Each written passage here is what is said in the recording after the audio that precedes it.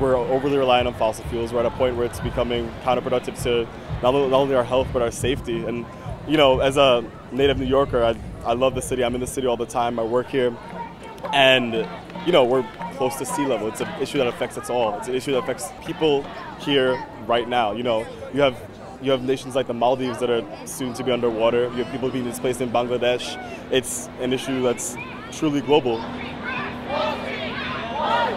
So I'm here with Culture Strike, which is an art activism group that focuses on migrants' rights and indigenous rights. What brought me out here to the marches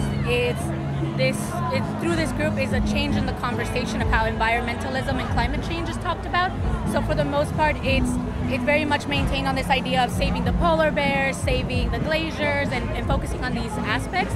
But at the front lines of being impacted by climate change are indigenous and, for the most part, people and communities of color that are being impacted by climate change. And so in the march we have corn, which is something that is heavily affected by the climate change. It's one of the staple groups of indigenous and Latin American people.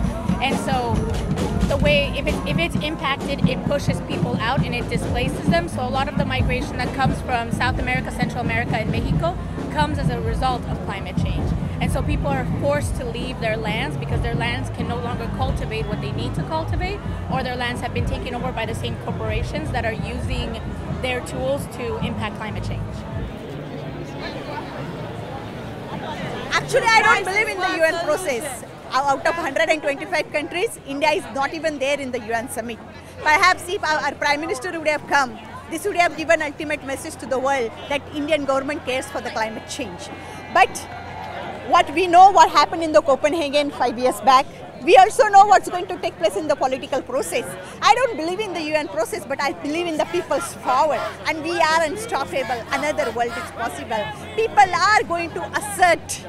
People are going to become active in the political decision making, and now henceforth we will not allow any dirty energy, any damage, any disastrous to this our Mother Earth, because ultimately we are the children of this Mother Earth. This is what our Indian culture tells us. The fact that we're at such a critical stage and that that we have this turnout, I really hope it's going to snowball into a ripple effect and active change can finally be met. So we'll see.